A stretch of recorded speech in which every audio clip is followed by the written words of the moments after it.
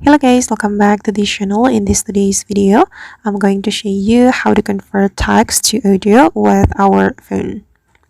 Okay, let's get into it guys. First thing first, you need to go to your browser and then you have to search for this website, 11 Labs, and you are going to use this website to create audio with text. And don't forget to log into this website to use this website's feature, and you can click on get started free. Okay, and I'm just going to paste my tags right here. We can start typing here or paste any tags we want to turn into live like speech.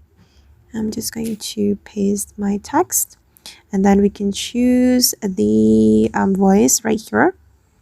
I'm just going to choose this one. Okay, and after that we just need to click on generate speech. Okay, and then the AI will create audio from the text we have pasted. Okay, wait guys.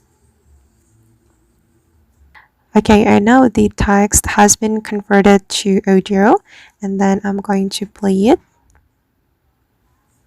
Challenges of our time, and its impacts are already being felt across the globe. Okay, and if you want to download it, you can click on this download icon, and the audio will be saved to your device. Alright guys, and that's all the way to convert text to audio with our phone.